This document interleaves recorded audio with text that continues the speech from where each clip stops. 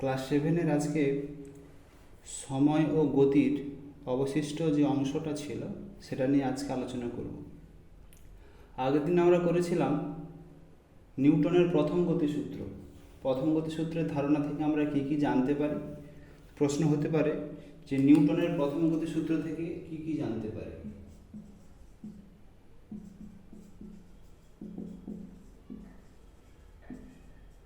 নিউটনের প্রথম গতিসূত্র থেকে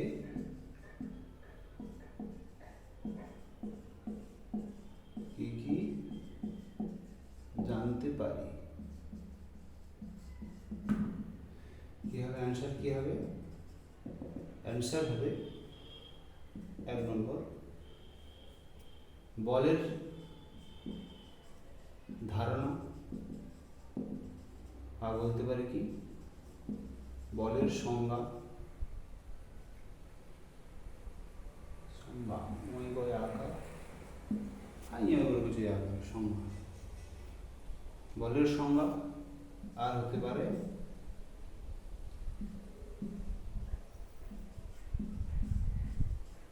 জারডের ধারণা বা জারডের পরিমাপ। এই দুটি আমরা কিন্তু জানতে পারি নিউটনের প্রথম গতিসূত্র থেকে। এবার চলে আসব নিউটনের দ্বিতীয় গতিসূত্র।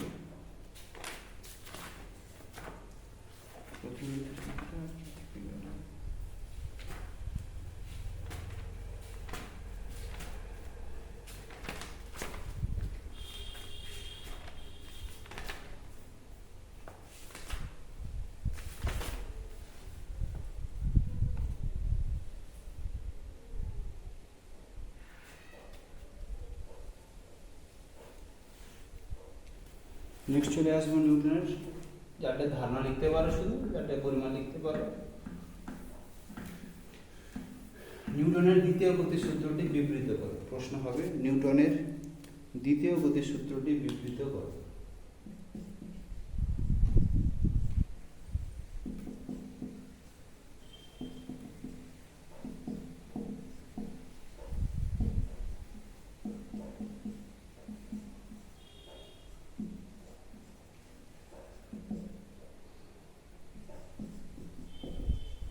দুভাবে বলা যায় নিউটনের দ্বিতীয় গতিসূত্র। প্রথমে বলছি, যদি এই সমীকরণটা লিখে দিই তাহলে বলতে সুবিধা হবে। এই সমীকরণটা কি? এফ সমান এম ইন্টু এ। এফ হলো বল, এম সমান ভর ইন্টু এ হলো ত্বরণ। তাহলে বল সমান কি হলো? ভর ইন্টু ত্বরণ। এভাবেই কিন্তু নিউটনের দ্বিতীয় গতিসূত্র একভাবে লেখা যায়। তাহলে কি লিখতে পারি? কোনো বস্তুর ভর অপরিবর্তিত থাকলে লিখতে পারি কোনো বস্তুর ভর অপরিবর্তিত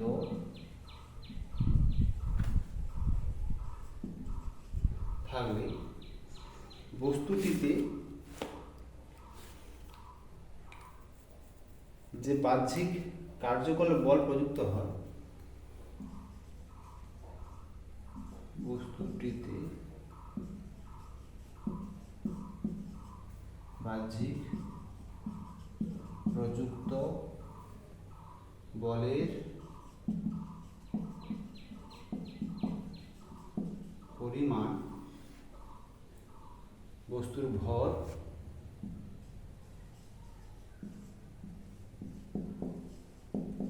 ও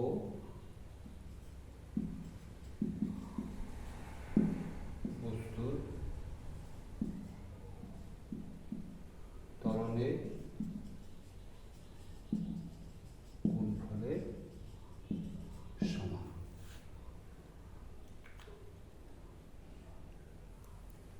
এটি হলো কি নিউটনের দ্বিতীয় গতিসূত্র। আরও একভাবে লেখা যায় নিউটনের দ্বিতীয় গতিসূত্র, সেটাও লিখে রাখো। তাহলে এখান থেকে কি পেলাম? বল সমান ভর ইন্টু ত্বরণ। তো এর অঙ্ক আমরা একটু করে করব। আরেকভাবে যে লেখা যায় সেটা লিখছি। আরেকভাবে নিউটনের দ্বিতীয় গতিসূত্র লেখা যাবে, কোনো বস্তুর রৈখিক ভরবেগের পরিবর্তনের হার, কোনো বস্তুর রৈখিক ভরবেগের পরিবর্তনের হার বস্তুর উপর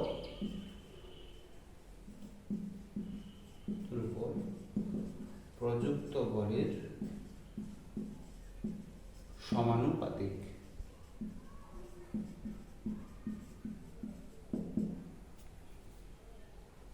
বল যেদিকে প্রযুক্ত হবে ভরবেগের পরিবর্তনও সেদিকে হবে। বল যেদিকে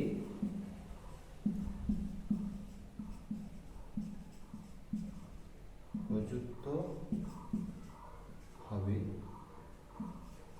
ভরবেগের পরিবর্তনও সেই দিকে ঘটবে।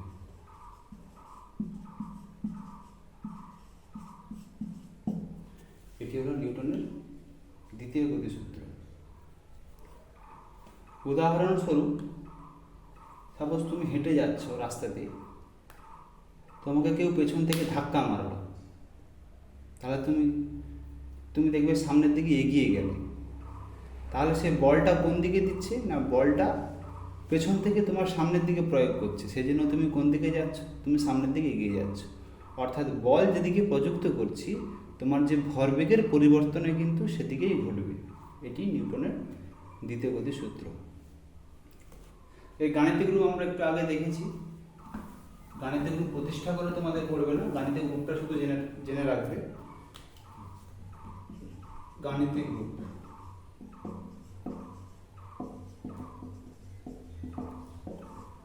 আবার বলছি F সমান M ইন্টু A। তাহলে এদের একক কি হবে? একক এসআইতে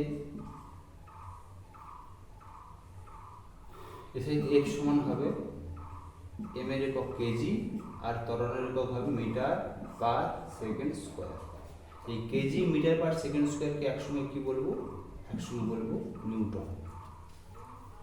কেজি মিটার পার সেকেন্ড স্কোয়ারকে একসঙ্গে বলবো আমরা নিউটন।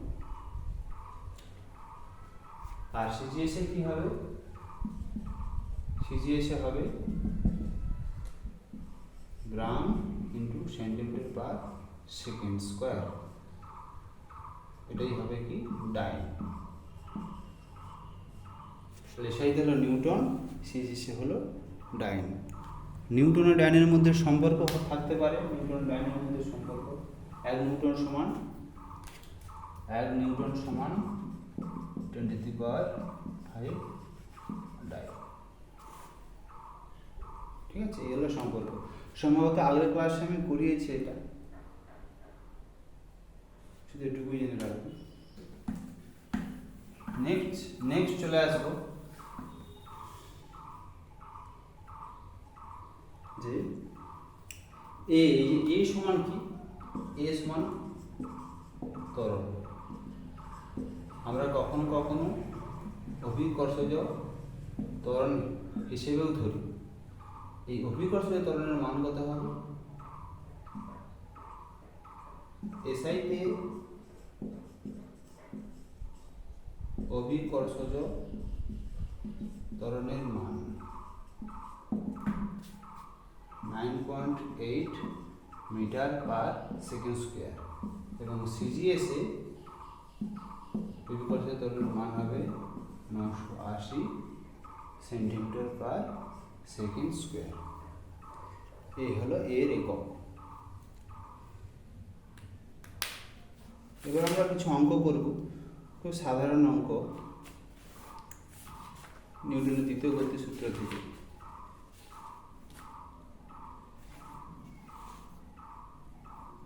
তার আগে আমরা বলতে পারি যে 1 নিউটন বা 1 ডাইন কাকে বলে?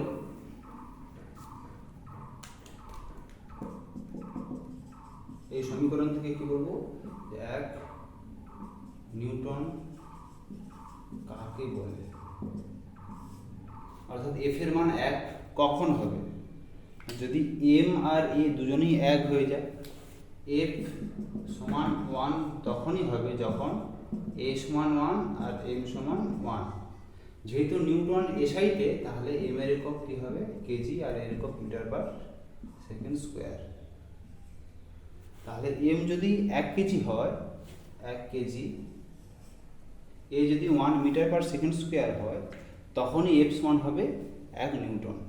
তাহলে বলতে পারি 1 কেজি ভরের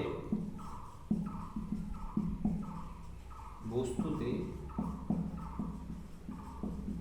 যে পরিমাণ বল প্রয়োগ করলে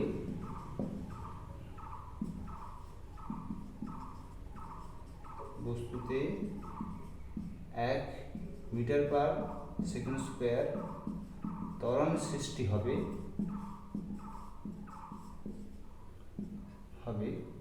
সেই পরিমাণ বলকে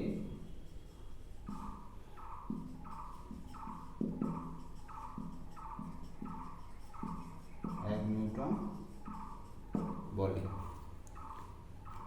সেই পরিমাণ বলকে কি বলবো, 1 নিউটন বলে। তো এই হলো 1 নিউটনের সংজ্ঞা। 1 নিউটন কাকে বলে। একই রকম ভাবে যদি বলা হয় 1 ডাইন কাকে বলে, কি বলবো, যদি প্রশ্ন হয় যে 1 ডাইন কাকে বলা হবে, 1 ডাইন, DYN, বাংলাতে লিখতে পারো ডয়াকার হর্ষিত অন্তর্ণ, 1 ডাইন কাকে বলে। তাহলে সেক্ষেত্রে হবে, তাহলে 1 কেজির জায়গায় কি হবে, 1 কেজির জায়গায় হয়ে যাবে 1 গ্রাম, আর 1 মিটার পার সেকেন্ড স্কোয়ারের জায়গায় হয়ে যাবে 1 সেন্টিমিটার পার সেকেন্ড স্কোয়ার। এটুকুই চেঞ্জ হবে। 1 গ্রাম ভরের বস্তুতে যে পরিমাণ বল প্রয়োগ করলে বস্তুতে 1 মিটার পার সেকেন্ড স্কোয়ার ত্বরণ সৃষ্টি হবে, সেই পরিমাণ বলকে বলা হবে 1 ডাইন। এই ছিল কি নিউটনের দ্বিতীয় গতিসূত্র।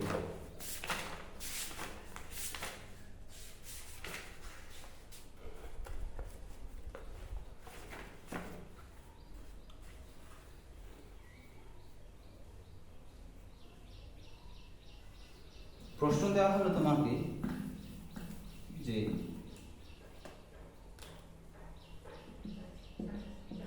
5 কেজি ভরে বস্তুতে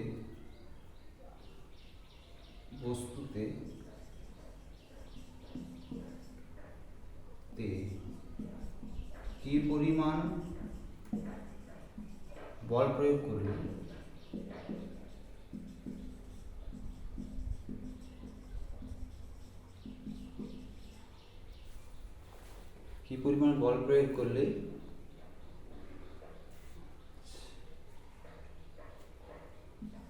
পাঁচ মিটার পার সেকেন্ড স্কোয়ার ত্বরণ সৃষ্টি হবে। কি পরিমাণ বল প্রয়োগ করলে 5 মিটার পার সেকেন্ড স্কোয়ার ত্বরণ সৃষ্টি হবে। তাহলে আমাদের এই প্রশ্নে কি চেয়েছে, বল চেয়েছে, কি পরিমাণ বল প্রয়োগ করলে। তাহলে বল সমান, বল মানে এফ সমান কি, এফ সমান আমরা জানি সমীকরণ অনুযায়ী এম ইন্টু এ। তাহলে এখানে এম এর মান দেওয়া আছে কত, এম সমান দেওয়া আছে 5 কেজি, এর মান দেওয়া আছে কত, এর মান দেওয়া আছে 5 মিটার পার সেকেন্ড স্কোয়ার। তাহলে এক্ষেত্রে এফ সমান কত হবে, 5 ইন্টু 5 হবে kg metre per second square. আর এই তিনটে মিলে একত্রে কি হয়, একত্রে হয় নিউটন। তাহলে 25 নিউটন। এককটা ঠিক করে লিখতে হবে, যেহেতু আমরা বল বের করছি এবং এসআইতে একক আছে সব, তাহলে বলের এসআই একক কী হয়, নিউটন, সেজন্য এখানে হয়েছে নিউটন। এইভাবে প্রশ্ন থাকতে পারে, সোজা প্রশ্ন, বা কখনো এম চাইতে পারে বা এ চাইতে পারে, এরকম কোনো প্রশ্ন হতে পারে।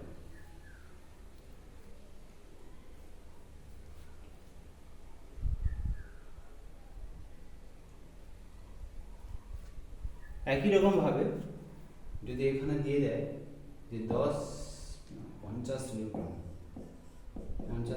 বল প্রয়োগ করলে কত ত্বরণ সৃষ্টি হবে,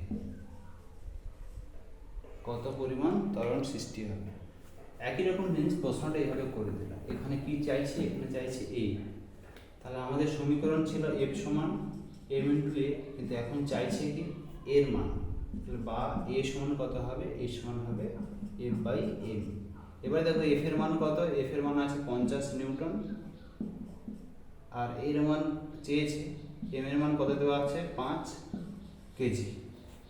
এবার আমি ভাগ করবো 50 ভাজিত 5, কত হবে 10। তাহলে এর একক কি হবে, এর একক হবে এখানে মিটার পার সেকেন্ড স্কোয়ার। অতএব বস্তুতে সৃষ্ট ত্বরণ কত হবে 10 মিটার পার সেকেন্ড স্কোয়ার। এই হলো নিউটনের দ্বিতীয় গতিসূত্র। আচ্ছা, আমরা একবার দেখেছিলাম যে এর মান মানে অভিকর্ষজ ত্বরণের মান 9.8 মিটার পার সেকেন্ড স্কোয়ার হয়। তো সেটার তো একটা প্রয়োগ দেখায়নি, সেটা একটা প্রয়োগ দেখাচ্ছি। যে কোনো বস্তুকে পৃথিবী কি করে, তার নিজের কেন্দ্রের দিকে আকর্ষণ করে, আর একে বলা হচ্ছে কি বল, অভিকর্ষ বল বা মহাকর্ষ বল আমরা বলতে পারি। তো এই অভিকর্ষ বল আর মহাকর্ষ বল কোনো বস্তুর উপর কিভাবে কাজ করছে, সাপোজ উদাহরণস্বরূপ বলতে হবে যে 10 কেজি ভরের বস্তুকে পৃথিবী কত বলে টানছে। সাধারণ প্রশ্ন, 10 কেজি ভরের বস্তুকে পৃথিবী কত বলে টানছে। বা ঘুরে বলতে পারি 10 কেজি ভরের বস্তুতে কত বল আছে, কত বল প্রযুক্ত আছে, এভাবেও বলতে পারি। তার সেক্ষেত্রে আমাকে কি বের করতে হবে, বল বের করতে হবে। একই রকম ভাবে এফ সমান কি হয়, এফ সমান এম ইন্টু এ। এখানে এম দেওয়া আছে কত 10 কেজি, কিন্তু এর মান কোথাও দেওয়া নেই। যেহেতু পৃথিবী টানছে কোনো বস্তুকে, তাহলে এখানে এ কি হবে না, এ হবে অভিকর্ষজ ত্বরণ, যার মান 9.8 মিটার পার সেকেন্ড স্কোয়ার। তাহলে যখন কোনো বস্তুকে পৃথিবী টানবে তখন সেক্ষেত্রে কি হবে, অভিকর্ষজ ত্বরণ হবে 9.8, 10 ইন্টু 9.8 হয়ে যাবে 98 নিউটন। এ হলো অন্য একটা অ্যাপ্লিকেশন। ঠিক আছে, এটা নিউটনের দ্বিতীয় গতিসূত্র। এবার চলে যাবো তৃতীয় গতিসূত্র। নিউটনের তৃতীয় গতিসূত্র সবাই জানো।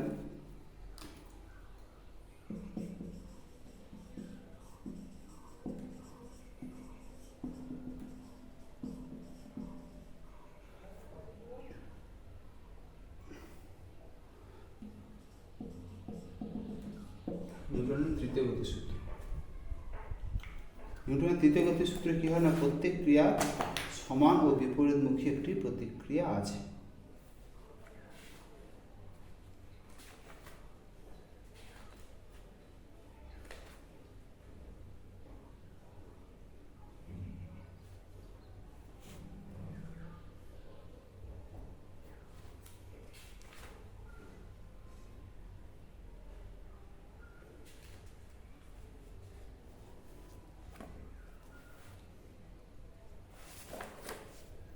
প্রত্যেক ক্রিয়ার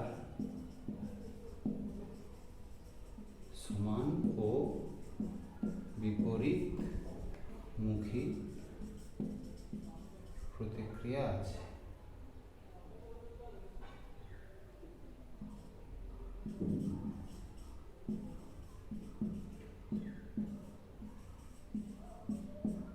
প্রত্যেক ক্রিয়ার সমান ও বিপরীতমুখী প্রতিক্রিয়া আছে। তাহলে আমরা কি বলতে পারি, ক্রিয়া সমান মাইনাস প্রতিক্রিয়া। ক্রিয়া সমান মাইনাস প্রতিক্রিয়া, অর্থাৎ ক্রিয়া প্রতিক্রিয়া সমান কিন্তু মাইনাস মানে কি উল্টো দিকে। যদি এদিকে ক্রিয়া কাজ করে, প্রতিক্রিয়া কি হবে, ঠিক তার বিপরীত দিকে ক্রিয়া করবে। যদি কেউ তোমাকে চড় মারে, তুমি কি করবে, ঘুরে তাকে চড় মেরে দেবে। এটা হলো ক্রিয়া এবং প্রতিক্রিয়া। এবং ক্রিয়ার সৃষ্টি হলেই কিন্তু প্রতিক্রিয়া সৃষ্টি হবে। ক্রিয়া যদি না হয়, প্রতিক্রিয়া কিন্তু সৃষ্টি হবে না। এবং বুঝতে হবে ক্রিয়া প্রতিক্রিয়া দুটি ভিন্ন বস্তুর উপর ক্রিয়া করে। ক্রিয়া ও প্রতিক্রিয়া দুটি ভিন্ন বস্তুর উপর ক্রিয়া করে।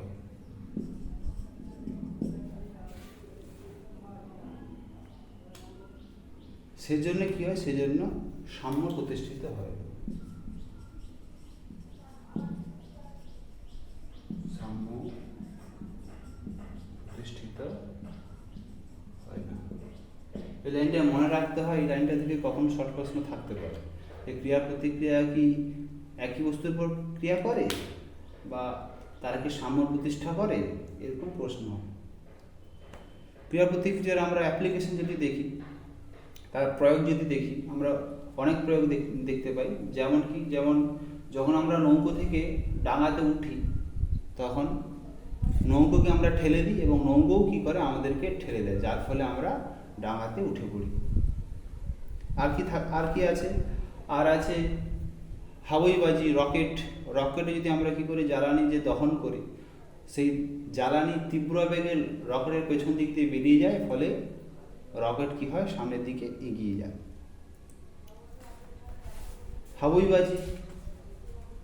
হাওয়াইয়ে যখন আমরা কি করি, বারুদে আগুন দিই, তখন আগুনটার হাওয়াইয়ের পেছন দিক দিয়ে বেরিয়ে যায়, ফলে হাওয়াই সামনের দিকে এগিয়ে উপরে ওঠে। এই হলো নিউটনের তৃতীয় গতিসূত্র।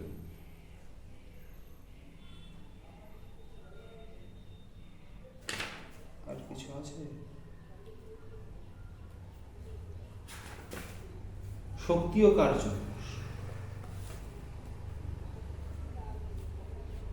শক্তি কাকে বলবো?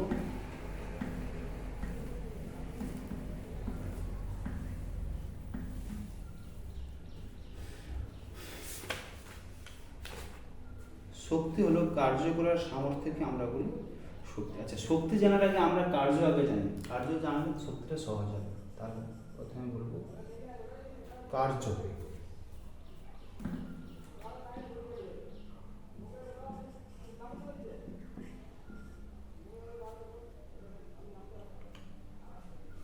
কার্য কার্য কাকে বলবো না,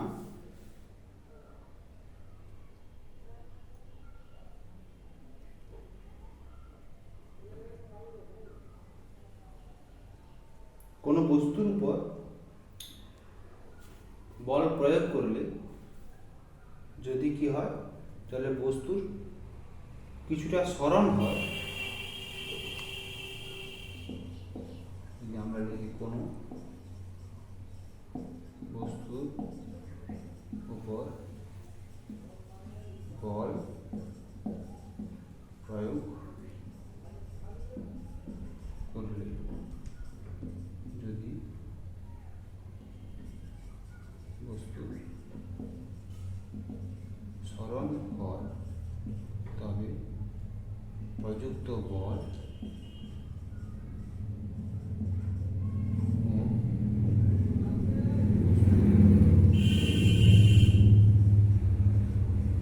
সরণের গুণফলকে কার্য বলা হয়। তাহলে কি পেলাম না, কার্য সমান বল ইন্টু সরণ, বলের প্রয়োগ বিন্দুর সরণ। তা যদি বলা হয় এখান থেকে একক, একক কি হবে, তাহলে বলের একক কি হবে, তাহলে এসআই একক। প্রথমে আমি বলি এসআই একক, বলের একক হবে নিউটন, আর সরণের একক কি হবে, মিটার। নিউটন মিটার হলো এসআই একক। নিউটন মিটারকে একত্রে কি বলা হয়, নিউটন মিটারকে একত্রে বলা হয় জুল। নিউটন আর মিটারকে একত্রে বলা হচ্ছে জুল। তাহলে কার্যের এসআই একক জুল। সিজিএস একক কি হবে, সিজিএস একক হবে ডাইন ইন্টু সেন্টিমিটার, এটা হবে আর্গ। কি হবে, আর্গ, এটা হবে জুল। তাহলে এসআইতে হবে জুল, সিজিএসে হবে আর্গ। তাহলে এই সিজিএস আর এসআই এর মধ্যে সম্পর্ক কি হয়, সেটা আমরা দেখব, যে কার্যের সিজিএস ও এসআই এককের মধ্যে সম্পর্ক।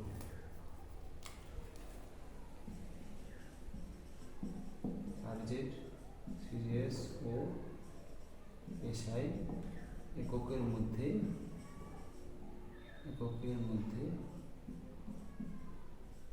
সম্পর্ক।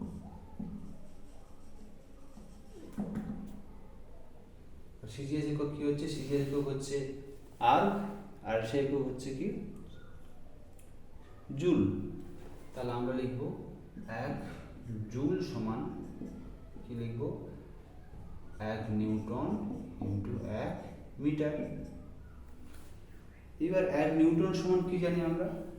1 নিউটন সমান 10 to the power 5 dyne into 1 metre সমান কত? 100 সেন্টিমিটার। তাহলে হবে 10 to the power 5 dyne into 10 to the power 2 centimetre. এবার পাওয়ারে কি হবে? যোগ হয়ে যাবে সূচকের নিয়ম অনুযায়ী।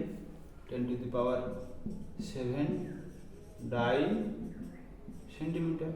ডাইন সেন্টিমিটারকে একত্রে কি বলা হয়? Erg. 10 to the power 7 erg. তাহলে 1 জুল সমান কি হলো? 10 টু দি পাওয়ার 7 আর্ক। তো এটি হলো কি? এটি হলো সিজিএস ও এসআই এককের মধ্যে সম্পর্ক। আর মনে রাখতে হবে কি? আর মনে রাখতে হবে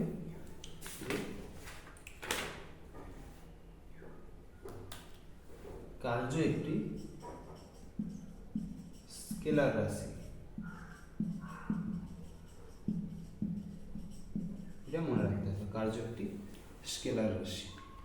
আচ্ছা, সাপোজ ধরো তুমি একটা দেওয়ালে বল প্রয়োগ করছো, প্রচুর পরিমাণে বল প্রয়োগ করছো। মা জিজ্ঞাসা করলো, কি করছিস রে? তুমি বলছো, আমি এই তো কাজ করছি। কি কাজ করছি? না, দেওয়াল ঠেলছি সারাদিন ধরে। তাহলে সত্যি কি তুমি কাজ করছো? বা কতটা কাজ করছো? হ্যাঁ, তুমি বল প্রয়োগ করছো, অনেক বল প্রয়োগ করছো, কিন্তু যেহেতু দেওয়ালের কোনো সরণ হচ্ছে না, তাহলে বল সমান কি হবে? কার্য সমান কি হবে? কার্য সমান যেহেতু বল ইন্টু সরণ, যেহেতু তোমার সরণ শূন্য হয়ে যাচ্ছে, তাহলে কিন্তু তোমার কার্য শূন্য হয়ে যাচ্ছে। কার্য সমান কি? বল ইন্টু সরণ। সরণ যদি কখনো শূন্য হয়ে যায়, যখন তুমি দেওয়ালটা ঠেলছো সে তো আর সরছে না, ফলে তার সরণ কত হচ্ছে? সরণ হয়ে যাচ্ছে শূন্য। সরণ যদি শূন্য হয়ে যায় তাহলে কি হবে? কার্য সমান 0 হবে। অর্থাৎ সারাদিন দেওয়াল ঠেললেও তোমার কার্য কিন্তু শূন্য হয়ে যাচ্ছে। এই হলো কার্য। অর্থাৎ কার্য করতে গেলে শুধু বল প্রয়োগ করলে হবে না, যেন বস্তুটার কি হয়? সামান্য হলেও স্থান পরিবর্তন হয়, সরণ হয়। তা না হলে কিন্তু কার্য হবে না। এবার চলে আসবো ক্ষমতা। ক্ষমতা কাকে বলে? বলেন, আমার বিশাল ক্ষমতা, অনেক ক্ষমতা, প্রচুর পরিমাণে আমরা কাজ করি। ক্ষমতা বলা হবে যে তুমি একক সময়ে একটা নির্দিষ্ট সময়ে কতটা পরিমাণ কার্য করছো। কার্য বাই অর্থাৎ কার্য করার হারকে কি বলা হয়? ক্ষমতা।